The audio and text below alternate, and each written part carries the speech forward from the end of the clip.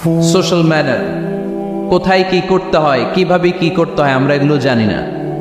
মানুষের সামনে কিভাবে কথা বলতে হয়, হাই আসলে এটাকে ঢেকে রাখতে হয়, কারো মুখের সামনে হাঁচি দেওয়া যায় না, মানুষের সামনে নাক খোঁচানো যায় না, এরকম অনেক সোশ্যাল ম্যানার আছে আমরা জানি না, আমরা খেয়ালও করি না। আল্লাহর হাবিব সাল্লাল্লাহু আলাইহি ওয়াসাল্লাম ধরে ধরে এই উম্মাকে সোশ্যাল ম্যানার শিখিয়েছেন, এমনকি ছোট্টদেরকে। আল্লাহর হাবিব সাল্লাল্লাহু আলাইহি ওয়াসাল্লামের কোলে এক ছোট্ট শিশু বসা। আল্লাহর হাবিব সাল্লাল্লাহু আলাইহি ওয়াসাল্লাম দাওয়াত খেতে গেলেন, এক ছোট্ট সাহাবী শিশু এসে আল্লাহ রাসূল সাল্লাল্লাহু আলাইহি ওয়াসাল্লামের কোলে বসলো। খাবার দেয়া হলো, ছোট্ট মানুষ বা হাত দিয়ে খাবার এইটা ধরে ওইটা ধরে ওইটা ধরে, আছে না এরকম? বাচ্চারা দেখবেন খেতে পারবে এতটুকু, নষ্ট করে এতগুলো, এইটা ধরে ওইটা নেয় ওইটা ফালায়। তো আল্লাহ রাসূল সাল্লাল্লাহু আলাইহি ওয়াসাল্লামের কোলে বসে ওই সাহাবা বা হাত দিয়ে এটা টানে ওইটা টানে এটা ফালায়। আল্লাহ রাসূল সাল্লাল্লাহু আলাইহি ওয়াসাল্লাম বললেন, ইয়া গোলাম, এই পিচ্ছি, এই বাচ্চা, সাম্মিল্লাহ, তুমি যে হাত দিয়ে খাবার টানতেছো বিসমিল্লাহ বলছো, আগে বিসমিল্লাহ বলো। কুলবি আমিনিক, ডান হাতে খাও, বিসমিল্লাহ বলো। কুলবি আমিনিক, ডান হাতে খাও। ওয়াকুল মিম্মা ইয়ালিক, তোমার সামনে যেটা আছে ওইটা খাও, এরকম টানা নিচড়ে করো না। ওই সাহাবী বলেন, এই যে তিনটা কথা, তিনটা গাইডলাইন আল্লাহর হাবিব সাল্লাল্লাহু আলাইহি ওয়াসাল্লাম খাওয়ার আগে আমাকে দিয়েছিলেন, আমি মরার আগ পর্যন্ত এই গাইডলাইনের বাইরে কোনোদিন খাই নাই, সবসময় এভাবে। তো বাচ্চাদেরকে শিখাবে যে বিসমিল্লাহ বলো, ডান হাতে খাও, সামনে যেটা আছে ওইটা খাও। একবার আল্লাহ রাসূল সাল্লাল্লাহু আলাইহি ওয়াসাল্লামের প্রিয় দৌহিত্র মানে নাতি হাসান রাদিয়াল্লাহু তাআলা আনহু, আল্লাহ রাসূল সাল্লাল্লাহু আলাইহি ওয়াসাল্লাম খুব ভালোবাসতেন হাসান রাদিয়াল্লাহু তাআলা আনহুকে এবং হুসাইন রাদিয়াল্লাহু তাআলা আনহুমা, এই দুইজনকে। ওনারা দুই ভাই আল্লাহ রাসূল সাল্লাল্লাহু আলাইহি ওয়াসাল্লামের পিঠে উঠে আল্লাহ রাসূল সাল্লাল্লাহু আলাইহি ওয়াসাল্লামের ঘোড়া বানিয়ে খেলতো। সুবহানাল্লাহ বলবেন না? ঘোড়া হতো আল্লাহর রাসূল, ঘোড়া হতো কে? আর ঘোড় সাওয়ার হতেন হাসান আর হুসাইন। আল্লাহ রাসূল সাল্লাল্লাহু আলাইহি ওয়াসাল্লাম বাপরি চুল রাখতেন, লম্বা চুল, ঘোড়ার ঘাড়ে যেমনি রশি থাকে, হাসান হোসেন রাসূল সাল্লাল্লাহু আলাইহি ওয়াসাল্লামের চুলগুলোরে ধরে টেনে টেনে এরকম ঘোরা ঘোরা ফেলতেন। সুবহানাল্লাহ বললেন না? তো হাসান রাদিয়াল্লাহু তাআলা আনহু একবার যাকাতের খেজুরের স্তূপ ছিল, উনি যে ছোট্ট মানুষ, খাবার দেখলেই তো ছোট্ট বাচ্চারা খেতে আরম্ভ করে, এটা কি নিজের খাবার, হালাল না হারাম এগুলো তো খেয়াল করে না।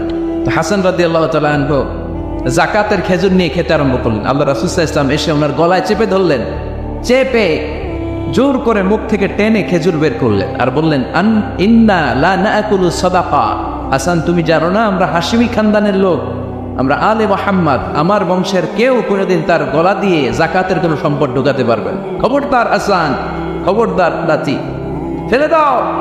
হাদিসে এসেছে কিক কিক, মানে আমরা যেটা ওয়াক ওয়াক বলি, গলার ভিতরে গেলে ওয়াক ওয়াক বলে থুতু ফেলি, রাসূল সাল্লাল্লাহু আলাইহি ওয়াসাল্লাম কিক কিক বলে গলায় চেপে মুখ থেকে টেনে এসে খেজুরটা বের করেছেন। বলেছেন, হাসান আমরা যাকাতের সাদাকার খেজুর খাই না, খবরদার হাসান কখনো যাকাতের খেজুর খাবে না। সুবহানাল্লাহ পড়ো। তো এইভাবে আল্লাহ রাসূল সাল্লাল্লাহু আলাইহি ওয়াসাল্লাম আমাদেরকে শিখিয়েছেন, অন্যায় দেখলে, ভুল দেখলে এটা বলতে হবে, কারণ সাকিতু আনিল হাক্কি শাইতানুন আখরাস, অন্যায় দেখে যে চুপ থাকে ওটা মুমিন নয়, ওটা বোবা শয়তান। চিল্লায় বলেন ঠিক কি না? অন্যায় দেখলে রুখে দাঁড়ান, গর্জে উঠুন। আপনার আপন বোনের বয়সের একটা মেয়েকে কিছু বকাটে ছেলেরা টিস করতেছে, আপনি দেখে চলে যান কেন? দাঁড়ান, আপনি জিজ্ঞেস করুন কি হয়েছে, মেয়েটাকে তোমরা ডিস্টার্ব করো কেন? আপনি দাঁড়ালে আরো কয়েকজন এসে দাঁড়াবে, ঠিক কিনা? কিন্তু একজনকে তো দাঁড়াইতে হবে, দাঁড়ানোর দরকার আছে না নাই? মনে রাখবেন, আধারে ভয় পেও না, আলো আছে আড়ালে, অন্ধকার পালিয়ে যাবে, তুমি উঠে দাঁড়াবে। দাঁড়াতে হবে আপনাকে। অন্যায় রুখে দেন, অসঙ্গতি রুখে দেন, প্রতিবাদ করেন। সামাজিক যত ধরনের অন্যায় আছে, যৌতুক, সুদ, ঘুষ, দুর্নীতি, রুখে দেন। আমরা এগুলোর বিরুদ্ধে। আমরা দুর্নীতির পক্ষে না বিপক্ষে? সুদের পক্ষে না বিপক্ষে? যৌতুকের পক্ষে না বিপক্ষে? এগুলোর বিরুদ্ধে সামাজিক আন্দোলন গড়ে তুলুন, কথা বলেন। Raise your voice, raise your voice heart, কণ্ঠকে উঁচু করুন, প্রতিবাদ করুন, রুখে দাঁড়ান। আপনি দাঁড়ালে সোজা থাকবে বাংলাদেশ, আপনি বসে গেলে পথ হারাবে বাংলাদেশ। এজন্য সামাজিক অন্যায়কে রুখে দিতে হয়। আল্লাহর হাবিব সাল্লাল্লাহু আলাইহি ওয়াসাল্লাম যত জায়গায় সামাজিক অসঙ্গতি দেখেছেন ধরে ধরে ঠিক করেছেন, কারো ভুল নাম দেখলে তিনি চেঞ্জ করে দিতেন। মক্কা থেকে মদিনায় যখন আল্লাহ রাসূল সাল্লাল্লাহু আলাইহি ওয়াসাল্লাম গেলেন, মদিনার আগের নাম ছিল ইয়াসরিব। মদিনার আগের নাম কি ছিল? ইয়াসরিব। ইয়াসরিব শব্দের অর্থ to take revenge from someone, প্রতিশোধ নেয়া। আল্লাহর হাবিব সাল্লাল্লাহু আলাইহি ওয়াসাল্লাম বলেন, আমি রাহমাতাল লিল আলামিন, আমি দয়ার নবী, মায়ার নবী, আর আমি যেই শহরে আসবো এই শহরের নাম প্রতিশোধের শহর। নেভার, কখনো হতে পারে না। আজকে থেকে এই শহরের নাম তবা কিংবা তৈবা, মানে পবিত্র নগরী, মদিনাতুন নবী, নবীর শহর। আল্লাহ রাসূল সাল্লাল্লাহু আলাইহি ওয়াসাল্লাম ইয়াসরিব থেকে ওই শহরের নাম ওই দিনই মদিনা শহর বানায় দিলেন। এক সাহাবীকে জিজ্ঞেস করলেন, মাসমুক, নাম কি? বলে, আমার নাম হচ্ছে হাজান। হাজান মানে দুশ্চিন্তা, অ্যাংজাইটি, মানে যে সবসময় টেনশন করে। আল্লাহ রাসূল সাল্লাল্লাহু আলাইহি ওয়াসাল্লাম বলেন, এটা একটা নাম হলো মিয়া? টেনশন কি কারো নাম হয়? রাসূল সাল্লাল্লাহু আলাইহি ওয়াসাল্লাম বললেন, শোনো, তোমাকে একটা পরামর্শ দিই, এই টেনশন নাম বাদ দাও, তুমি হাজান নাম কেটে সাহাল নাম রাখো, সাহাল। এখন হাজান বলে, আমি ছোট্টবেলা থেকে সবাই আমার চেনে হাজান নামে, এখন আমার নাম যে সাহাল, এটা আবার ঘোষণা দিতে হবে, দরকার নাই, আমার হাজান আছে, এটাই ভালো, টেনশন, সমস্যা নেই। ও এবার বাড়িতে চলে যাওয়ার পরে আল্লাহ সব টেনশন ওর মাথার উপরে চাপাইছে। ওর এই বিপদ, ওর ব্যবসায় মন্দা, ওর পেটে ব্যথা, ওর জ্বর, ওর অসুস্থতা, ওর ঘরে শান্তি নাই, একটার পর একটা টেনশন আরো বেড়ে গেছে। সবাই বলে হাজান, ওই যে রাসূল সাল্লাল্লাহু আলাইহি ওয়াসাল্লাম সুন্দর নাম দিয়েছিল ওইটা নেও না, এই জন্য টেনশন বাড়ছে, যাও রাসূল সাল্লাল্লাহু আলাইহি ওয়াসাল্লামের কাছে ক্ষমা চেয়ে নাম ফেরত করে নিয়ে আসো। হাজান এবার যে বলে, ইয়া রাসূলুল্লাহ, আমার হাজান নামের দরকার নেই, আপনি যেটা সাহাল দিয়েছিলেন ওইটাই ভালো। সাহাল শব্দের অর্থ সহজ। সাহাল মানে কি? ওই সাহাল রাদিয়াল্লাহু তাআলা আনহু বলে, আমি রাসূল সাল্লাল্লাহু আলাইহি ওয়াসাল্লামের কাছে ক্ষমা চেয়ে ওনার দেয়া নাম নিয়ে আসলাম, সাহাল। তারপর থেকে সবাই আমাকে ডাকে সাহাল। সাহাল মানে সহজ। আর ওই দিন থেকে মরার আগ পর্যন্ত আমার জীবনে আর কোনো টেনশন আসে নাই, সব কাজে আল্লাহ সাহাল অর্থাৎ সহজ করে দিয়েছেন। পড়েন সুবহানাল্লাহ। এজন্য উঠে দাঁড়াতে হবে, রুখে দিতে হবে সব অন্যায়। রাজি আছেন তো? যে সূরা থেকে কথা শুনবো এটাকে বলে সামাজিক রীতিনীতির সূরা। আমাদেরকে আল্লাহ তাআলা সোশ্যাল অ্যান্ড মোরাল কিছু গাইডলাইন দিয়েছেন, 10টা গাইডলাইন আল্লাহ তাআলা আমাদের জন্য এখানে ডেডিকেট করেছেন। এবং আমরা দেখব যে এই সমস্যাগুলোর কারণেই আমাদের সমাজে আজকে অশান্তি। কি করে একটা সমাজের শান্তি, শৃঙ্খলা, ভারসাম্য অক্ষুণ্ণ রাখা যায়, এ ব্যাপারে চমৎকার কিছু গাইডলাইন আল্লাহ এই সূরায় দিয়েছেন। আল্লাহ রাসূল সাল্লাল্লাহু আলাইহি ওয়াসাল্লামের 9 জন স্ত্রী এট এ টাইমে বেঁচে ছিল। মোট স্ত্রী 11 জন, দাসী 2 জন, সব মিলে 13 জন। আর এট এ টাইমে বেঁচে ছিল 9 জন। আল্লাহর হাবিব সাল্লাল্লাহু আলাইহি ওয়াসাল্লামের আলাদা কোনো ঘর ছিল না। 9 বিবিরে 9টা ঘর করে দিয়েছিলেন, এগুলোরই বলে হুজরা। সুবহানাল্লাহ পড়েন। তো উনি যখন ওখানে থাকতেন, মাঝে মাঝে দূর থেকে কিছু বেদুইন লোকেরা আসতো, যাদের মধ্যে সভ্যতা ভব্যতা আসে নাই। এরা এসে আল্লাহ রাসূল সাল্লাল্লাহু আলাইহি ওয়াসাল্লামকে ডাকা শুরু করতো। আমরা আমাদেরকে যেমনে ডাকি, আপনার নাম যদি হয় আব্দুল্লাহ, আমি আপনার বন্ধু হলে আপনারা ডাকবো, ওই আব্দুল্লাহ এদিকে আয়। এভাবে ডাকবো না? বন্ধু তো, তুই আমার বন্ধু, আব্দুল্লাহ এদিকে আয়। আব্দুর রহিম আমার বন্ধু, তো আমি ডাকবো, এই আব্দুর রহমান এই। কিন্তু আল্লাহ রাসূল সাল্লাল্লাহু আলাইহি ওয়াসাল্লামের নাম হচ্ছে মুহাম্মদ, ওনারা কি ডাকা যাবে এই মুহাম্মদ এই? ডাকা যাবে? উনি কি আমাদের মতো মানুষ? উনি মানুষ, তবে অসাধারণ মানুষ, ঠিক কিনা? তো কিছু বেদুইন এসে দুপুরবেলা রাসূল সাল্লাল্লাহু আলাইহি ওয়াসাল্লাম বিশ্রাম নিচ্ছিলেন, তারা এসে বলতে আরম্ভ করলো, ইয়া মুহাম্মদ, ইয়া মুহাম্মদ, এই মুহাম্মদ এই, বের হও। আল্লাহ বরদাস্ত করলেন না। আল্লাহ বললেন, খবরদার, নিজেরা নিজেদেরকে যেমনে ডাকো নবীর ওইভাবে ডেকো না, তোমাদের সব আমল বরবাদ হয়ে যাবে। অপেক্ষা করো, অপেক্ষা করো, অ্যাপয়েন্টমেন্ট নাও, পারমিশন নাও, সালাম দাও। কার কথা? চিল্লায় বলতে হবে কার? রব্বুল আলামিন বলেন, ইয়া আইয়ুহাল্লাযীনা আমানু লা তাদখুলু বুয়ুতান গায়রা বুয়ুতিকুম হাত্তা তাস্তানিসু ওয়া তুসাল্লিমু আলা আহলিহা যালিকুম খায়রুল লাকুম লাআল্লাকুম তাযাক্কারুন। পড়েন আল্লাহু আকবার। আল্লাহ বললেন, ও বিশ্বাসীরা শোনো শোনো, তোমাদের ঘর ছাড়া অন্য কারো ঘরে যদি যাও, অপরিচিত কারো বাসায় যদি যাও, যাওয়ার আগে অনুমতি নাও আর সালাম দাও। দেখেন সমাজ পরিবর্তনের ওয়াজ। অনুমতি নিতে হবে, সালাম দিতে হবে, পারমিশন নিয়ে যাবেন, অ্যাপয়েন্টমেন্ট নিয়ে যাবেন। অনেকে এমপির বাসায় যেয়ে ভিড় করে, এমপিরে পায় না, রাগ থাকে, আরে আসছি, এমপি হয়েছে তো কি হয়েছে, পাওয়া যায় না সময় মতো। এমপিরও কাজ আছে না নাই? উনি তো আপনাদের জন্যই কাজ করেন, নিজে মিটিংগুলো করে আপনাদের জন্য, এই নির্বাচনী এলাকার জন্য করে, এগুলো বুঝতে হবে। অনেক ব্যস্ত মানুষ। হুজুরের বাসায় যে, এই হুজুর নামে না এখনো, এতক্ষণ ধরে বসে আছি, 2 কাপ চা দিয়ে বসায় রাখছে আমাদেরকে, এরকম অভিযোগ আছে না নাই? কিন্তু হুজুরও মানুষ, হুজুরের ঘুমানো লাগে, হুজুরের গোসল করা লাগে, হুজুরের বিশ্রাম লাগে, হুজুরের ফ্যামিলি আছে, হুজুরও অসুস্থ হয়, হুজুর রোবট না, ঠিক কিনা? এগুলো একটু বোঝার চেষ্টা করবেন, একটু আমলে নেবেন। এজন্য সুন্নাহ হচ্ছে কারোর সাথে দেখা করার আগে অনুমতি নিয়ে যাওয়া। মোবাইল থাকলে ভাই বিকেলে একটু আসতে চাই, উনি যদি বলে হ্যাঁ আসেন যাবেন, তাহলে 1 নম্বর সুন্নাহ অ্যাপয়েন্টমেন্ট নেওয়া। 2 নম্বর সুন্নাহ যে সালাম দেওয়া, অনুমতি চাওয়া। কারো ঘরে হুট করে দরজায় ধাক্কা মেরে ঢুকা যাবে? আগে কি দিবেন? আওয়াজ করে বলেন, আগে কি দিবেন? সালাম। তারপর আপনার নাম বলবেন। কি বলবেন? আল্লাহর হাবিব সাল্লাল্লাহু আলাইহি ওয়াসাল্লাম ওনার ঘরে বসা, এক সাহাবী এসে দরজার মধ্যে কাড়া নাড়লেন। আল্লাহর হাবিব সাল্লাল্লাহু আলাইহি ওয়াসাল্লাম বললেন, মান্দা, কে দরজায় কাড়া নাড়ে?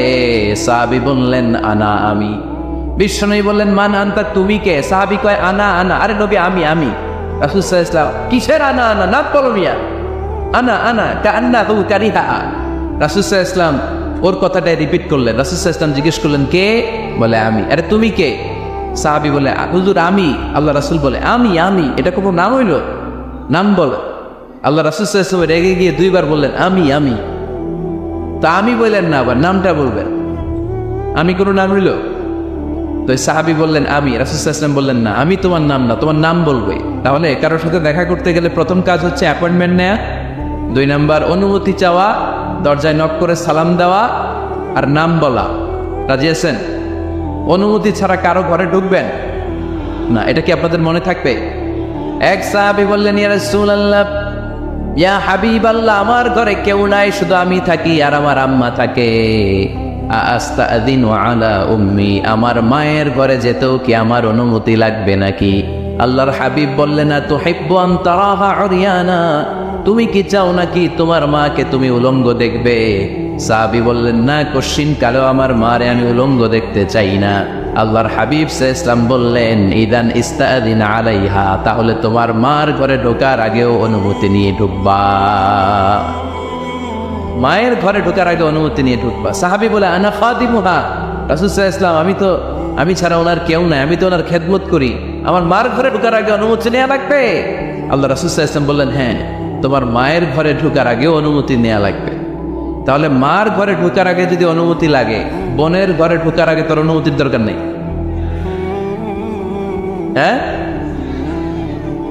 ভাইয়ের ঘরে, ভাবির ঘরে ঢুকবেন? হ্যাঁ? অনুমতি নিয়ে ঢুকবেন না। খবরদার, কারো ঘরে ঢোকার আগে অনুমতি নিয়ে ঢুকবো আমরা। হুট করে আমরা অনেক সময় ঢুকে পড়ি। সে হয়তো বিশ্রাম নিচ্ছে, অল্প কাপড় পরে শোয়া, বা বিছানায় এমন ভাবে পড়ে আছে, ওই অবস্থায় সে কারোর সাথে দেখা করতে চাচ্ছে না। ওই অবস্থায় হুট করে ঢোকা যাবে? নক করেন, সালাম দেন, নাম বলেন, পারমিশন চান। এই সময়ের মধ্যে সে নিজেকে গুছিয়ে প্রিপেয়ার্ড হবে, আপনার সামনে আসার উপযোগী করে নেবে নিজেকে। ঠিক কিনা? দিস ইজ ইসলাম। আওয়াজ করে বলেন, দিস ইজ ইসলাম। এটাই ইসলাম। শুধু লম্বা দাড়ি রাখাই ইসলাম না, শুধু নামাজ পড়তে পড়তে কপালে দাগ ফেলানো ইসলাম না। কারো ঘরে ঢোকার আগে অনুমতি নিয়ে যাওয়ার নাম ইসলাম। কথা বুঝতে পেরেছেন? তাহলে কারো ঘরে ঢোকার আগে পারমিশন নিব, সালাম দিব। হুট করে আজ থেকে কারো ঘরে ঢুকবো না। ইনশাল্লাহ পড়বেন না? রব্বুল আলামিন এই সূরাটা শুরু করলেন ঈমানদারদেরকে ডেকে। এই সূরার মধ্যে রব্বুল আলামিন 5 বার ঈমানদারদেরকে ডাক দিয়েছেন, আর একবার গোটা বিশ্বের সব মানুষদেরকে ডাক দিয়েছেন। পড়েন সুবহানাল্লাহ। আল্লাহ বললেন, ইয়া আইয়ুহাল্লাযীনা আমানু লা তুকদ্দিমু বাইনা ইয়াদাইল্লাহি ওয়া রাসূলিহি ওয়াত্তাকুল্লাহ ইন্নাল্লাহা সামিউল আলীম। আল্লাহ বললেন, ও বিশ্বাসীরা শোনো, প্রথম গাইডলাইন, এই সমাজে যদি শান্তি চাও, সমাজটারে যদি সুন্দর বানাতে চাও, আল্লাহ রাসূলের বিধানের উপরে কোনো কথা বলো না। আল্লাহ রাসূল যেই বিধান দিয়েছেন ওই বিধানটাই ফাইনাল। আল্লাহ রাসূল যা বলছে ওইটা ফাইনাল না আমার যা মন চায় ওইটা ফাইনাল? কারটা ফাইনাল? আল্লাহ রাসূলেরটা ফাইনাল। কোন বিশ্বাসী নারী, কোন বিশ্বাসী পুরুষ আল্লাহর বিধান চলে আসার পরে মন গড়া কোনো কাজ করতে পারে নাকি? মুমিন নারী পুরুষ সব সময় ওই বিধান পালন করে যেই বিধানটা আমাদের জন্য ফরজ করেছে কে? আল্লাহ রাসূল যা বলেছে এটাই ফাইনাল। খবরদার, আল্লাহ এবং আল্লাহ রাসূলের দেয়া কোনো বিধানকে টপকে যেও না। Don't try to be over smart, বেশি স্মার্ট হতে যেও না।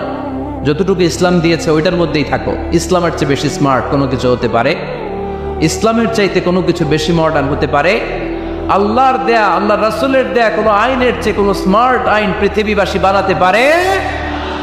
এজন্য আল্লাহ বললেন, ওয়ামা কানা লিমুমিনিন ওয়ালা মুমিনাতিন ইযা কাদাল্লাহু ওয়া রাসূলুহু আমরান আন ইয়াকুনা লাহুমুল খিয়ারাতু মিন আমরিহিম। আল্লাহ রাসূলের বিধান যখন জানা হয়ে যায়, কোনো মুমিন বান্দা বান্দি তাদের আর নিজেদের পক্ষ থেকে কোনো অপশন থাকে না, কোনো চয়েস নাই। আমার আল্লাহ বলেছে 5 ওয়াক্ত নামাজ জামাতের সাথে পড়ো, এর উপর আমাদের কোনো কথা আছে নাকি? আল্লাহ নারীদেরকে বললেন হিজাব পরে রাস্তায় বের হও, এর উপরে কোনো কথা আছে নাকি? আল্লাহ বললেন সমাজের ফিনান্সিয়াল ট্রানজ্যাকশন গুলো ব্যবসার মাধ্যমে হবে, কোনো সুদের কারবার চলবে না, এর উপরে মুমিনদের কোনো কথা আছে নাকি? আল্লাহ রাসূল যেটা বলেছে ওইটাই ফাইনাল, ওইটাই সবচেয়ে শ্রেষ্ঠ। খেয়াল রাখবেন, এর চেয়ে বেশি শ্রেষ্ঠ হতে পারে? এক সাহাবী বললেন আমি সারা রাত তাহাজ্জুদ পড়ব, ঘুমাবো না।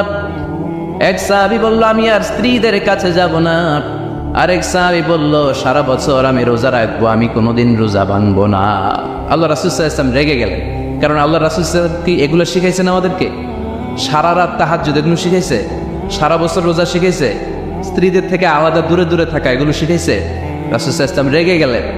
দেখেন what a check and balance, ইসলাম কতটা ভারসাম্যপূর্ণ জীবন ব্যবস্থা। আল্লাহ রাসূল সাল্লাল্লাহু আলাইহি ওয়াসাল্লাম ডেকে বলেন, কার এত সাহস যে বলেছে সারা রাত তাহাজ্জুদ পড়বে? কই, আমি নবী তো সারা রাত তাহাজ্জুদ পড়ি না, আমি নবী তো তাহাজ্জুদ পড়ি আবার ঘুমাই, তো আমি ঘুমাইয়া আল্লাহর এত বড় প্রিয় বান্দা হতে পারি, তোমার সমস্যা কোথায়? আমি নবী হয়ে 11 জন স্ত্রীর সাথে মেলামেশা করতে পারি, তোমার মিশতে সমস্যা কোথায়? আমি নবী রোজা রাখি, আবার মাঝে মাঝে রোজা রাখি না, দিনের বেলা খাই, এভাবে মানতে তোমার সমস্যা কোথায়? ইন্নী লাখশাকুম লিল্লাহি ওয়া আতকাকুম লাহু, আমি নবী সবার চাইতে বেশি আল্লাহরে চিনি, আমার নবীর চাইতে আল্লাহরে বেশি কেউ চিনে? আরে নবী তো আমাদেরকে আল্লাহকে চিনিয়ে দিয়েছে, চিল্লায় বলে ঠিক কি না?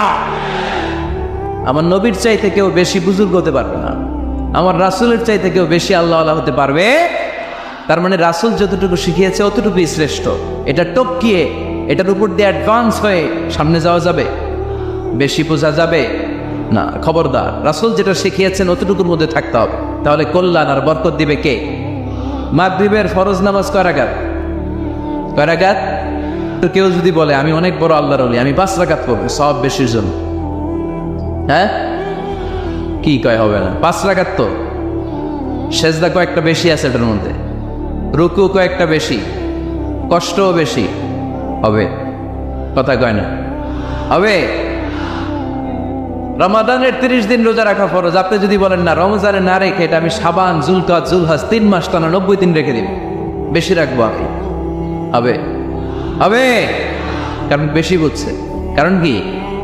আল্লাহ রাসূলের চাইতে বেশি বোঝা যাবে, আল্লাহ রাসূলের চাইতে বেশি বুজুর্গ সাজা যাবে?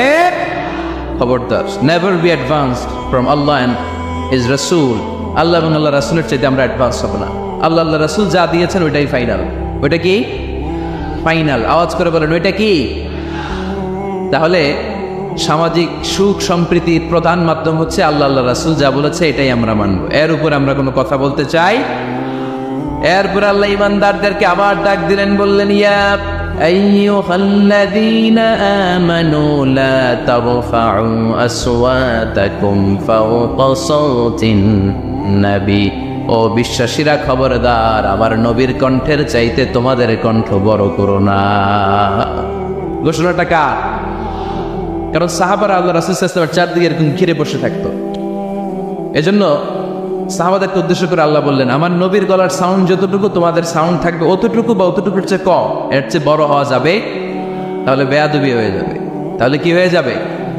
বনু তামিম গোত্রের নেতা কে হবে? আল্লাহর হাবিব সাল্লাল্লাহু আলাইহি ওয়াসাল্লাম পরামর্শ করছিলেন। আবু বকর রাদিয়াল্লাহু তাআলা আনহু বললেন, আমার মনে হয় এই লোকটা হইলে ভালো হয়। ওমর ফারুক বলেন, না উনি না, আমার মতে এই লোকটা হইলে ভালো। সাইয়েদনা আবু বকর বললেন, আরে না ওমর, তুমি বুঝো না, আমি যার কথা বলেছি সে হলে সবচেয়ে ভালো, তার মধ্যে নেতৃত্বের গুণ আছে। সাইয়েদনা ওমর ফারুক বলেন, না আপনি বুঝেন নাই, আপনার আমি ভালো বুঝছি, আমি যারে বলেছি সেই হবে নেতা। তর্ক আছে না নাই? এই তর্ক, কথার নাম কথা, কথার পিঠে কথা করতে করতে করতে করতে ওদের মধ্যে একটু ঝগড়ার একটা ভাব। বিশ্বনবী বসা, এই ঝগড়া করতে করতে সাউন্ড বড় হয়ে গেছে, এই উনি হবে, উনি বলে না উনি হবে। বিশ্বনবীর কণ্ঠের চাইতে কণ্ঠ উঁচু হয়ে গেল, আরশের উপর থেকে একটা ধমক দিলেন কে? আল্লাহ বললেন, খবরদার লা তারফাউ আসওয়াতাকুম ফাওকা সাওতিন নবী, নবীর কণ্ঠের চাইতে কণ্ঠ উঁচু করো না। ওয়ালা তাজহারু লাহু বিল কওলি কাজহারি বা'দিকুম লিবা'দ আন তাহবাতা আমালুকুম ওয়া আনতুম লা তাশউরুন। নবীর কণ্ঠের চাইতে তোমাদের কণ্ঠ যদি উঁচু হয়ে যায়, তোমাদের সব নেক আমলগুলো আমি আল্লাহ বাতিল করে দেব। ধমকটা ছোট না বড়? ছোট না বড়? মনোযোগ আছে আপনাদের? যদি নবীর কণ্ঠের চাইতে তোমাদের কণ্ঠ বড় হয়, জীবনে যত ইবাদত করছো সব বাতিল, নামাজগুলা বাতিল, কাজে আসবে না। হজ করছো বাতিল, রোজা রেখেছো বাতিল, সব বাতিল। বেয়াদবি করেছো নবীর সাথে, চিল্লায় বলেন ঠিক কিনা? নবীর কণ্ঠের চাইতে নিচু হতে হবে কণ্ঠ। এই আয়াত আসার পরে সাহাবারা তো এমন ভয় পেলেন, এবার নবীর কাছেই কেউ আসে না। সুবহানাল্লাহ কইবেন না? ভয়ে আসে না, ভয়ে না জানি আমার কণ্ঠ আবার নবীর কণ্ঠের চাইতে উঁচু হয়ে যায়। ওমর ফারুক রাদিয়াল্লাহু তাআলা আনহু ডানে ঘুরে বায়ে ঘুরে কাছে আসে না। আবু বকর রাদিয়াল্লাহু তাআলা আনহু ডানে ঘুরে বায়ে ঘুরে কাছে আসে না। আল্লাহর হাবিব ওমর ফারুককে ডাকলেন, এই ওমর সামনে আসো, এদিকে আসো। ওমর ফারুক আসলেন, কিন্তু ওমর ফারুক এত আস্তে আস্তে কথা বলেন, বিশ্বনবী ওমর ফারুকের কথা কানে শোনে না। সুবহানাল্লাহ নাই? এত আস্তে আস্তে ওমর ফারুক কথা বলেন, বিশ্বনবী শুনতে পান না। ওমর কি বললা, একটু জোরে বলো না। ওমর ফারুক একটু জোরে বললেন, তাও শুনেন না। বিশ্বনবী বললেন, আরেকটু সাউন্ড বড় করে বলো, আমি তো শুনি না, জোরে বলো। ভয়, কারণ কণ্ঠ যদি উঁচু হয়ে যায় আমার নবীর কণ্ঠের চাইতে, জীবনের সব ইবাদত শেষ। এজন্য কথা কওয়ার দরকার নেই, ইবাদতগুলো ঠিকঠাক আওয়াজ করে পড়তে হবে, আল্লাহু আকবার। তাহলে 2 নাম্বার গাইডলাইন, লা তারফাউ আসওয়াতাকুম ফাওকা সাওতিন নবী, নবীর কণ্ঠের চাইতে কণ্ঠ উঁচু করো না। আপনারা হজ উমরা করেছেন কে কে দেখি? মাশাআল্লাহ, হাত নামান। যারা আমরা করি নাই, আমরা আল্লাহর কাছে কামনা করি, আল্লাহ আমাদেরকেও তুমি যাওয়ার তৌফিক দাও। আমরাও যেন আমার নবীর কবরের সামনে দাঁড়িয়ে নবীর সালাম পড়তে পারি, তৌফিক দাও। আমিন। আমরাও যেন রাউদাতুম মিন রিয়াদিল জান্নাহ ঢুকে 2 রাকাত নামাজ পড়তে পারি, তৌফিক দাও। তোমার ঘরটা যেন তাওয়াফ করতে পারি, তৌফিক দাও। মক্কা মদিনার ঐতিহাসিক জায়গাগুলো যেন দেখে হৃদয়টারে ঠান্ডা করতে পারি, আল্লাহ তৌফিক দাও। তো যারা গিয়েছেন তারা জানেন, মসজিদে নববীতে নামাজের পরে আপনারা যখন পূর্ব দিকে, প্রথম কাতারের পূর্ব দিকে সবাই লাইন ধরে, লাইন ধরে যেতে যেতে প্রথমে বাম দিকে পড়ে রাউদাতুম মিন রিয়াদিল জান্নাহ, জান্নাতের বাগান সমূহ থেকে একটা বাগান। পুরো মসজিদে নববীর কার্পেটের এক কালার, ওই রাউদাতুম মিন রিয়াদিল জান্নাহর কার্পেটের আরেক কালার। আল্লাহ রাসূল সাল্লাল্লাহু আলাইহি ওয়াসাল্লামের ঘর আর মিম্বার এতটুকু জায়গাকে অন্য কালারের কার্পেট দেয়া হয়েছে। এটা দুনিয়ার বুকে জান্নাতের টুকরার মধ্যে থেকে একটা টুকরা। সুবহানাল্লাহ। আজ এরা খুব ভিড় করে এখানে নামাজ পড়ার জন্য। এটা বাম দিকে পাবে, এরপরে যেতে যেতে কিছু দূর যাওয়ার পরেই বাঁ দিকে পাবেন বিশ্বনবী সাল্লাল্লাহু আলাইহি ওয়াসাল্লামের কবর, আল কবর আশ-শরীফ। আমার নবী এখানে শুয়ে আছে। যেই নবীর কথা আজীবন ওয়াজে শুনলেন, যেই নবীরে নামাজের তাশাহুদে বসে সালাতু সালাম পড়ে শোনা, যে নবীর জন্য দেহের তাজা রক্ত আমরা বিলিয়ে দিতে রাজি, ওই নবীর কবরের সামনে যে যখন দাঁড়াবেন আর ভাববেন আমার আর নবীর থেকে ব্যবধান 5-6 হাত, এইখানে আমার নবী শুয়ে আছে, এইখানে আমি, আপনি কি ধৈর্য ধারণ করতে পারবেন? কথা বলেন, নিজেকে সামলে রাখতে পারবেন? আমার নবীর কোন উম্মত প্রথম যখন উমরা করতে যায়, হজ করতে যায়, নবীর কবরের সামনে দাঁড়িয়ে নিজেকে সামলে রাখতে পারে না, চিৎকার দিয়ে কান্না আসে, চোখ দিয়ে ধা ধা করে অশ্রু ঝরে। যেই নবীর ভালোবাসা আমার হৃদয়ের মধ্যখানে, আমার নবী নাকি শোয়া আছে এই জায়গায়, এই জায়গায় আমার নবী শোয়া। সহ্য হয় না, বুক ফেটে চিৎকার আসে, কিন্তু চিৎকার দেয়া যায় না। কারণ যে আয়াতের তাফসীর আপনাদেরকে শোনাচ্ছি, এই আয়াতটা বিশ্বনবীর কবরের উপরে লেখা, লা তারফাউ আসওয়াতাকুম ফাওকা সাওতিন নবী। তুমি নবীর দরবারে এসেছো, এখানে বড় গলায় আওয়াজ করে কোনো কথা বলা যাবে না, চিল্লায় বলেন ঠিক কি না? এই আয়াতটা আজও লেখা নবীর কবরের উপর, লা তারফাউ আসওয়াতাকুম ফাওকা সাওতিন নবী। এটা নবীর দরবার, এখানে চিৎকার চেঁচামেচি করে দুরূদ পড়া যাবে, লাফালাফি করা যাবে না। অত্র ভাবে আন্তরিকতার সাথে, বিনয়ের সাথে নবীরে সালাম দিতে হবে। সুবহানাল্লাহ পড়ো। আল্লাহ রাসূল সাল্লাল্লাহু আলাইহি ওয়াসাল্লাম আমাদের থেকে বিদায় নিলেন, কিন্তু এই আয়াতের হুকুম আজও আছে না নাই? অনুরূপভাবে যারা আমাদের উস্তাদ, মা বাবা, আধ্যাত্মিক নেতা, ধর্মীয় গুরু, ইসলামী আন্দোলনের নেতা, তাদের সামনেও উচ্চবাচ্য করে আওয়াজ করা যাবে, তাদের সাথে ভদ্র ভাষায় কথা বলার দরকার আছে না নাই? তাহলে দুইটা গাইডলাইন আমরা পেলাম। প্রথম গাইডলাইন হচ্ছে আল্লাহ আল্লাহ রাসূল যা বলেছে এটাই ফাইনাল, এটাই কি? কথা বোঝে নাই? আল্লাহ আল্লাহ রাসূল যা দিয়েছে সেটা কি ফাইনাল। আর দুই নাম্বার হচ্ছে নবীর কণ্ঠের চাইতে কণ্ঠ উঁচু করা যাবে? যাবে না। তিন নম্বরে আল্লাহ মুমিনদেরকে আবার ডাক দিলেন, বললেন ইয়া আইয়ুহাল্লাযীনা আমানু ইন জাআকুম ফাসিকুম বিনাবাইন ফাতাবায়ানু, কেউ যদি তোমাদের কাছে কোনো সংবাদ নিয়ে আসে, সংবাদটা বিশ্বাস করার আগে যাচাই করে নাও। আদেশটা কার? জোরে বলেন। আমরা কিছু শুনলেই বিশ্বাস করি, এরকম আছে না নাই? যা শোনে তাই বিশ্বাস করে, এরকম করা যাবে? তো কি করবেন তিনি? হ্যাঁ, কি করতে হবে? ঠিক না বে ঠিক? হ্যাঁ, ঘটনাটা ঠিক না বে ঠিক, এটা আমাদেরকে যাচাই করতে হবে। You have to justify the news, you have to verify the report, whatever you found in social media or Facebook, don't share. Think twice before you share, man. Share করার আগে দুইবার ভাববেন যে শেয়ার করবো কি করবো না। একটা কিছু পাইলে শেয়ার মেরে দেয়, সে দিচ্ছে শেয়ার, তার বন্ধু দেয় শেয়ার, পুরা ফেসবুকের মধ্যে বাড়াবাড়ি আছে না নাই? আসলে এরকম কিছু ঘটেই নাই, আছে না নাই? খবরদার, আমরা খুব খুব বেশি পছন্দ করি রুমর, গুজব ছড়ানোর জন্য বাংলাদেশের পৃথিবীতে 1 নাম্বার। আমাদের চেয়ে কেউ বেশি গুজব ছড়াতে পারে? আমরা কি গুজব মানব? গুজব এটারে আজকে আমরা নো বলে দিব। নো। কি বলবেন? এত আস্তে গুজবকে আমরা কি বলবো? নো। গুজবে কান দিবেন না। প্রায় দেখবেন সোশ্যাল মিডিয়াতে অমুক নেতার গোপন ভিডিও ফাঁস। তো অমুক নেতার গোপন ভিডিও ফাঁস হয়েছে, আপনার কি সমস্যা? আপনার এত ভালো লাগে কেন? আপনার ভিডিও তো কয়েকদিন পরে ফাঁস হবে, তখন আপনি কি করবেন? এই সমস্ত আজে বাজে কাজে যাবেন। অমুক নেতার কি ফাঁস হয়েছে, কি গোপন ভিডিও, কি স্ক্যান্ডাল, এগুলো নিয়ে কখনো মুমিনদের মাথা ব্যথা থাকতে পারে? মুমিন চাইলে যে কোনো জিনিস শেয়ার দিতে পারে না। আপনি লা ইলাহা পড়েছেন, এই লা ইলাহা যেন তেন কোনো বাণী নয়। এই লা ইলাহার ঘোষণা দিয়ে যে মুমিন হয়, তার হাতগুলো আল্লাহর কাছে একেবারে সারেন্ডার, তার জিহ্বাটা সারেন্ডার, তার চোখগুলো সারেন্ডার, তার কানগুলো সারেন্ডার। সে চাইলেই মন যা চায় তা করতে পারে না, ঠিক কিনা? আপনার কান দিয়ে যা শুনতে বলছে শুনতে পারবেন, ঠিক কিনা? ফাবিআইয়ি আলা'i রাব্বিকুমা তুকাযযিবান, আমার কোন নেয়ামতকে তোমরা অস্বীকার করবে? এই আয়াতটা সবার মুখস্থ আছে না নাই? মজার ব্যাপার হলো এই আয়াতটা আল্লাহ তাআলা এই সূরার ভেতরে 1 বার 2 বার 5 বার 10 বার নয় 31 বার উল্লেখ করেছেন। কয়বার? 10 বার বললেও তো হয়তো, 20 বার বললেও তো হতো, 31 বার বললেন কেন? তার মানে এটা জরুরি, এটার সিগনিফিক্যান্স, তাৎপর্য অনেক বেশি। যেই জিনিস যত গুরুত্বপূর্ণ এটা বারবার বলতে হয়, ঠিক কিনা? এজন্য আল্লাহ তাআলা বারবার বলেছেন, বারবার আমাদেরকে সচেতন করেছেন। ফাবিআইয়ি আলা'i রাব্বিকুমা তুকাযযিবান, আল্লাহ বলেছেন, এই মানব জাতি আর জিন জাতি, আমার কোন নিয়ামতকে তুই অস্বীকার করবি? বল, কোন নিয়ামতকে অস্বীকার করবে? বলেন। আল্লাহর কোন নিয়ামতকে অস্বীকার করার কোন সুযোগ আছে? ওয়া ইন তা'উদ্দু নি'মাতাল্লাহি লা তুহসুহা ইন্নাল ইনসানা লাযালুমুন কাফার। যদি আমার নিয়ামতগুলো গুনতে শুরু করে দাও, গুনতে গুনতে তোমার জীবন শেষ হয়ে যাবে, হায়াত ফুরিয়ে যাবে। আমি আল্লাহর নিয়ামত গুনে কশিনকালেও তোমরা শেষ করতে পারবে?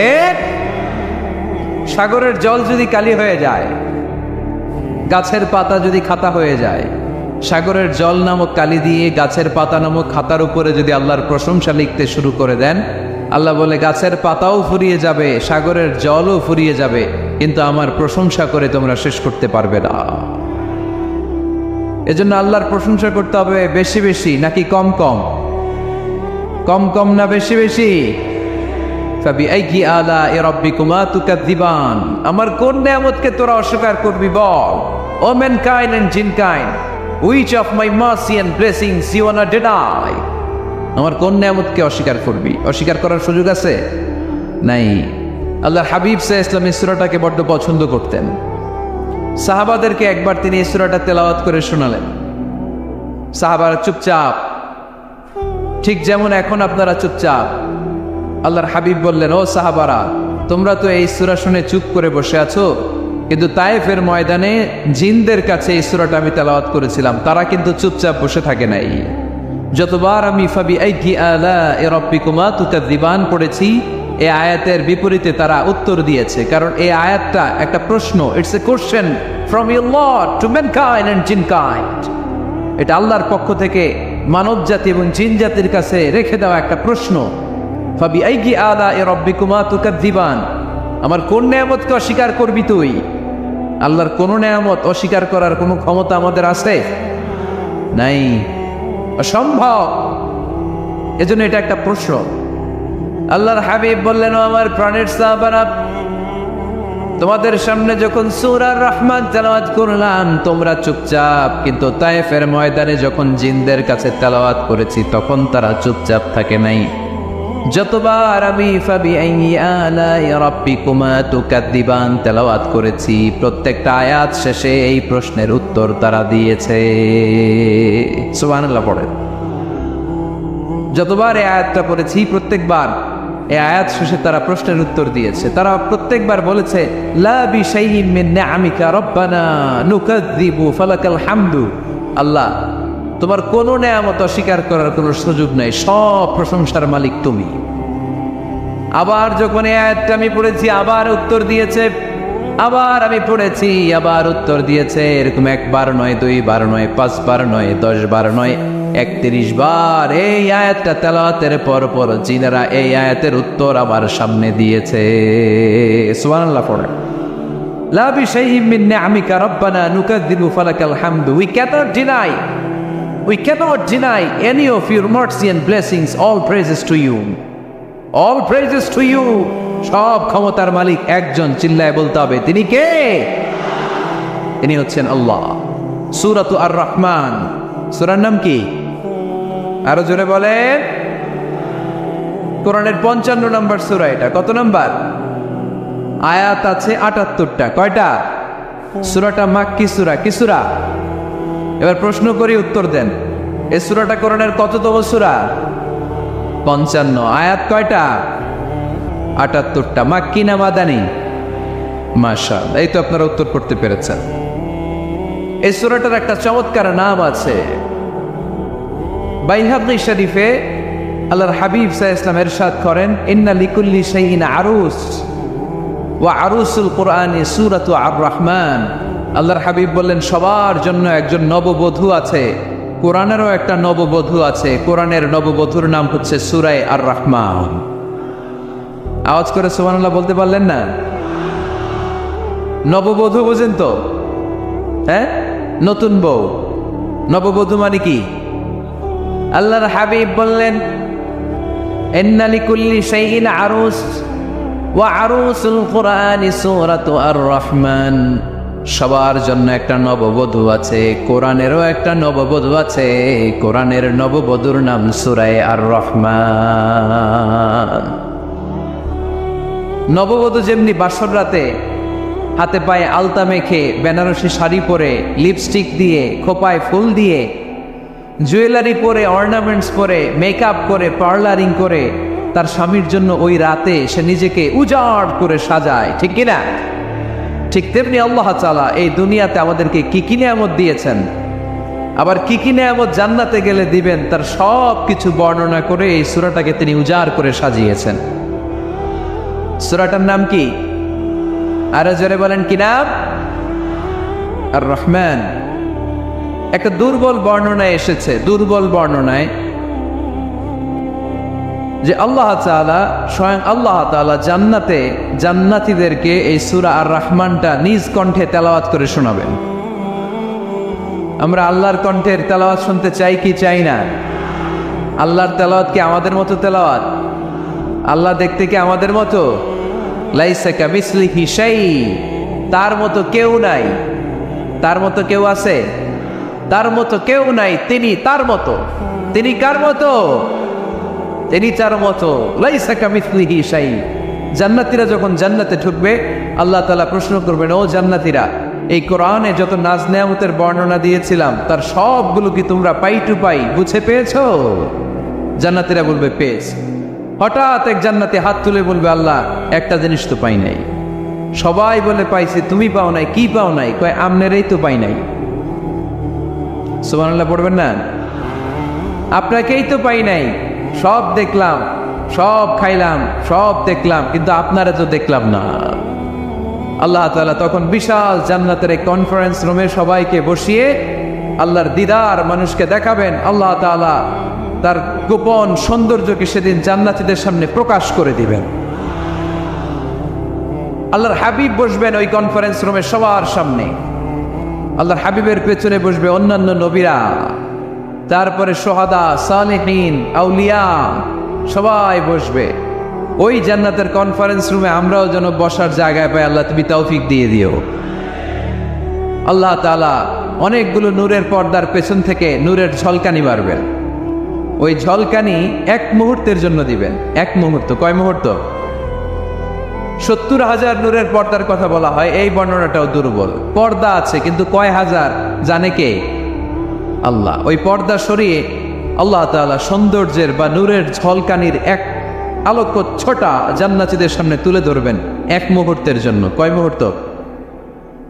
আলোক ছোটা দিয়েই আবার নাই, আবার সরাই ফেলবেন। ওই এক মুহূর্ত দেখে জান্নাতীরা পাগল হয়ে যাবে, অপলক নেত্রে তাকিয়ে থাকবে। এইভাবে চোখের পলক ফেলবে না, চোখ মেলে তাকিয়ে আছে। কিন্তু সামনে কিন্তু আল্লাহর নূর আর নাই, কারণ ওইটা আসছিল কয় মুহূর্তের জন্য? এক মুহূর্ত পরে নাই। কিন্তু কি যে দেখলাম, কত সুন্দর! কোটি কোটি বছর এরকম অপলক নেত্রে জান্নাতীরা তাকিয়ে থাকবে। ইন্নাল্লাহা জামিলুন ইউহিব্বুল জামাল। আল্লাহ নিজে সুন্দর, সৌন্দর্যকে পছন্দ করেন। আল্লাহর চাইতে সুন্দর কিছু হতে পারে? চিল্লায় বলেন পারে? পৃথিবী সুন্দর, মানুষ সুন্দর, আসমান সুন্দর, জমিন সুন্দর, সুন্দরে সুন্দরে পাল্লা।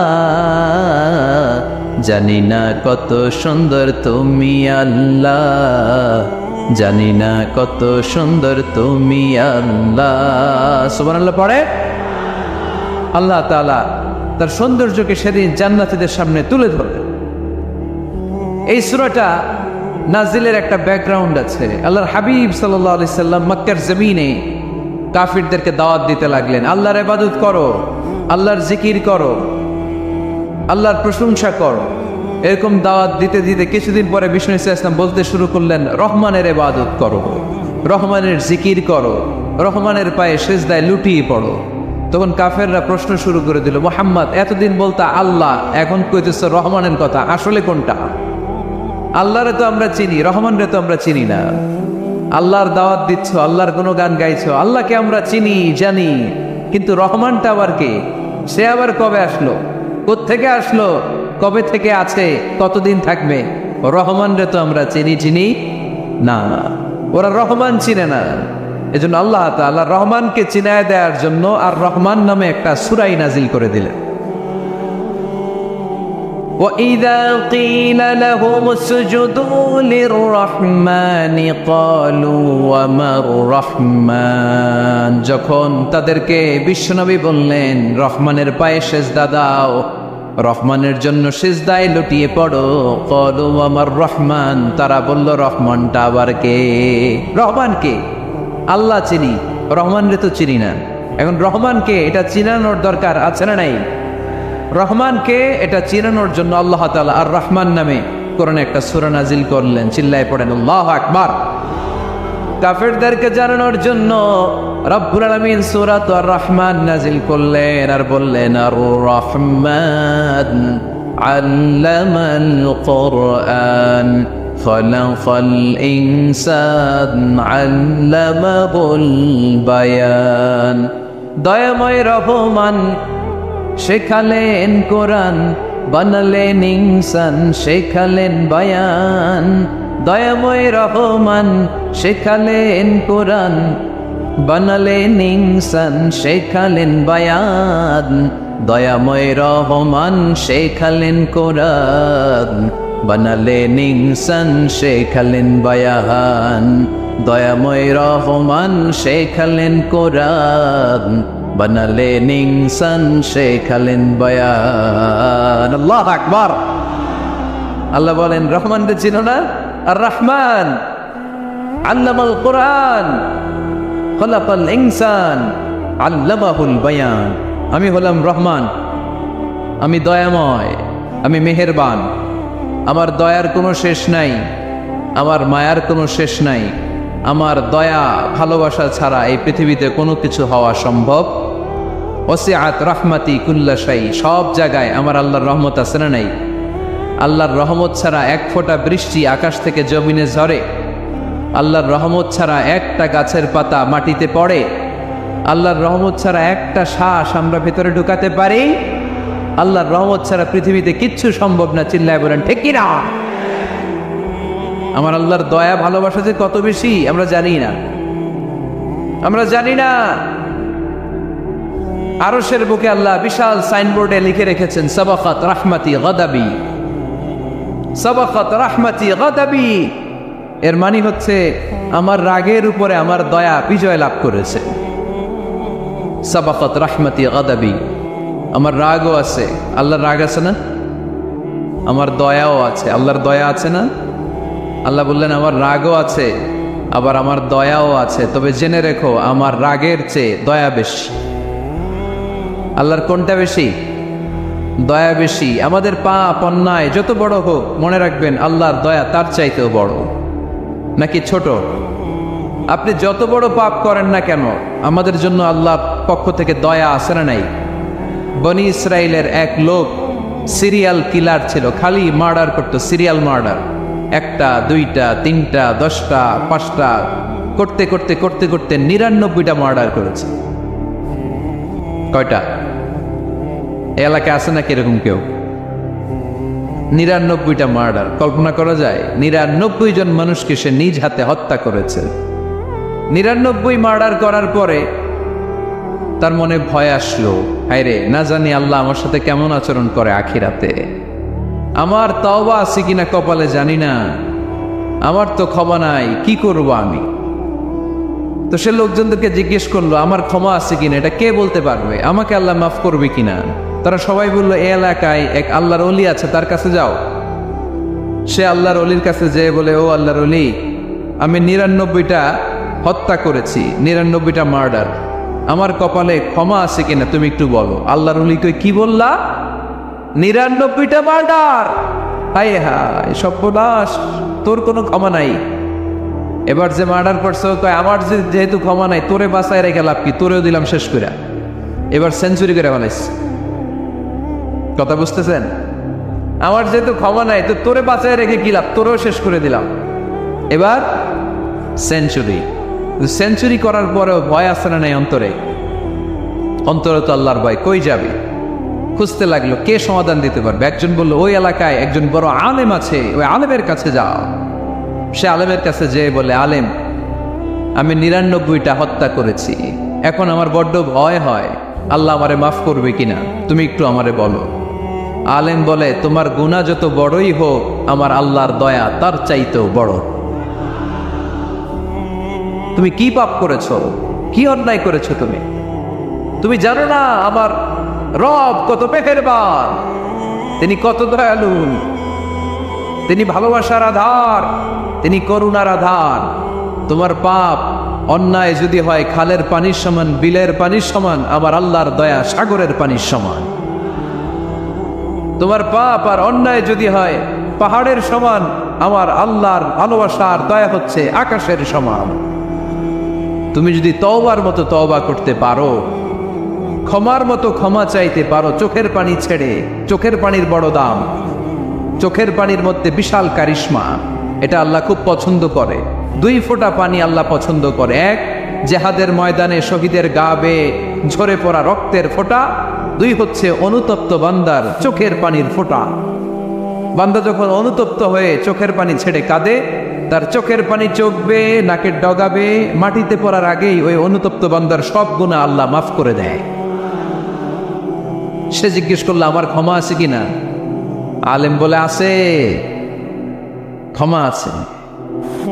তওবার মতো তওবা কর, তাওবাতান নাসুহা, তওবার মতো তওবা করলে আল্লাহ ঠিকই মাফ করবে। সে এতটাই অনুতপ্ত হলো, এতটাই সে আল্লাহর কাছে ক্ষমা চাইতে শুরু করলো।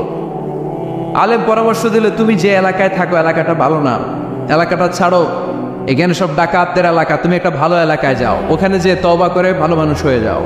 সে নিয়ত করে কাপড় চোপড় গুছিয়ে ভালো এলাকায় যাবে।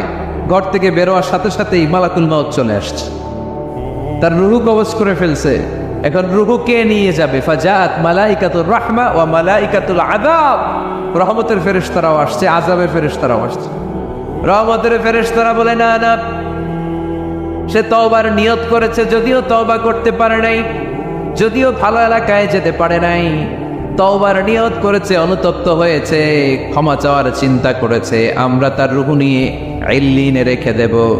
আযাবের ফেরেশতারা বলে না না, ৯৯টা হত্যা করার পরে আরো একটা হত্যা করে সেঞ্চুরি করেছে, এখনো তো ভালোভাবে তওবা করতে পারে নাই, তার রুহুটা নিয়ে আমরা সিজ্জিনের ভেতরে ঢুকায় দেব। দুই দল ফেরেশতার মারামারি, এ বলে আমরা নিব, এ বলে আমরা নিব, ঝগড়া আছে না নাই? আল্লাহ বললেন রাখো রাখো, ঝগড়ার দরকার নেই, এক কাজ করো, যেখানে মারা গিয়েছে ওইখান থেকে ফিতা দিয়ে মাপতে শুরু করো। ভালো এলাকাটা যদি কাছে হয় জান্নাতের ফেরেশতারা নেবে, খারাপ এলাকা যদি কাছে হয় জাহান্নামের ফেরেশতারা নেবে। খারাপ এলাকা তো একেবারেই কাছে, ঘর থেকে বেরোয়ার সাথে সাথে মৃত্যু হয়েছে, আর ভালো এলাকা তো অনেক দূর। আল্লাহ জামিনটারে আদেশ দিলেন, জামিন এই অনুতপ্ত বান্দার জন্য তুই ভালো এলাকাটা কাছে চলে আয়, ভালো এলাকাটার জামিনটা তুই সংকুচিত হয়ে যা। যদিও ঘর থেকে বের হয়েছে একেবারে কাছে, খারাপ এলাকা হাজার হাজার মাইল দূরে চলে যা। ফিতা দিয়ে মাপ দিয়ে দেখে সর্বনাশ, ভালো এলাকাটা তো একেবারেই কাছে, খারাপ এলাকাটা অনেক দূরে। আল্লাহর ফয়সালা অনুযায়ী রহমতের ফেরেশতারা তার রূহকে নিয়ে জান্নাতের ভিতরে ঢুকিয়ে দিয়েছে। ৯৯টা হত্যা করার পরে আরো একটা হত্যা করে সেঞ্চুরি, ১০০টা খুন করছে। আপনি কয়টা করছেন? আমি কয়টা করছি? তো ১০০টা খুন করে যদি ও মাফ পেতে পারে, আমার আল্লাহর কাছ থেকে আমরা কি ক্ষমা পেতে পারি না? ওর পাপের কাছে আমাদের পাপ কি? কয় ওয়াক্ত নামাজ ছাড়ছেন আপনি? কয়টা মিথ্যা কথা বলছেন? কতবার ঘুষ খাইছেন? কত টাকা সুদে লাগাইছেন? কত অন্যায় করছেন? কত জুলুম করেছেন? মনে রাখবেন, আপনার পাপ, আপনার অন্যায়, আপনার জুলুম যত বড় হোক না কেন, আমার আল্লাহর দয়া তার চাইতেও বড়। এজন্য আল্লাহ নিজের পরিচয় দিয়ে বললেন, আর রহমানু আল্লামাল কুরআন খালাকাল ইনসান আল্লামাহুল বায়ান। আমি রহমান, আমি দয়ার সাগর। আমি কি? আল্লাহ তুমি দয়ার সাগর, রহমানুর রহিম, তোমার দয়াই পূর্ণ আমার সারা নিশিদিন, তোমার দয়াই পূর্ণ আমার সারা নিশিদিন। আলহামদুলিল্লাহ পড়েন, তাহলে বুঝতে পারলাম আমার আল্লাহর দয়ার কোনো শেষ আছে? চিল্লায় বলতে হবে আছে। কয়শো টুকরা? সবাই শুনতেছেন? কষ্ট হচ্ছে তো উত্তর দিচ্ছেন না যে। কত টুকরা করলেন? ১০০। ১০০ টুকরা করে ৯৯ টুকরা দয়া ভালোবাসা আল্লাহ তাআলা নিজের কাছে রেখে দিলেন, আর এক টুকরা দয়া আর ভালোবাসা আল্লাহ তাআলা গোটা বিশ্বের সবার মাঝে ভাগ করে দিলেন। আমরা সবাই মিলে পাইছি কয় টুকরা ভালোবাসা? উনি রেখে দিয়েছেন কয় টুকরা? ওই এক টুকরার কিছু অংশ আমিও তো পাইছি, তাই না?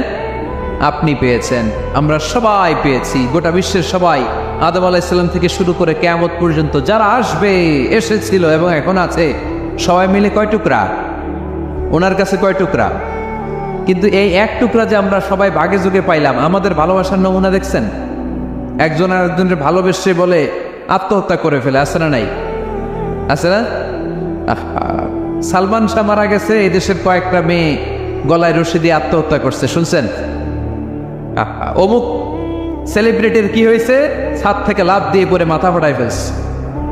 ভালোবাসা আছে না নাই? যারে ভালোবাসে তার নাম আবার ছেলেরা হাতের মধ্যে কেটে কেটে লেখে। শরীয়তপুরে এগুলো নাই, আলহামদুলিল্লাহ। হ্যাঁ, প্লাস দিয়ে লেখে, প্লাস। ধরেন আব্দুল্লাহ প্লাস শামিমা, তো এ প্লাস এস, রক্ত দিয়ে লেখে, রক্ত। আমি অবাক হই, নিডেল, সুই, সুই দিয়ে কেটে কেটে লেখে আব্দুল্লাহর এ প্লাস শামিমার এস। কি ভালোবাসা! এক ভাগ ভালোবাসার ছিটে ফোটা সবাই মিলে পাইছে। এইটা ঠেলা যদি এরকম হয়, তাহলে যিনি ৯৯ ভাগ ভালোবাসা রেখে দিয়েছে তার ভালোবাসা বেশি না কম? দেখেন, ছোট্ট বাচ্চাটা রাতে খেতে চায় না, মা যদি বলে খাও, বলে না, খাবো না। আব্বু অফিস থেকে আসুক, আব্বুর কোলে বসে বসে আব্বু আর আমি একসাথে খাবো।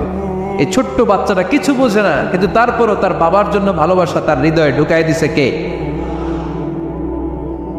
আপনাদের এলাকায় মুরগি পালেন না আপনারা?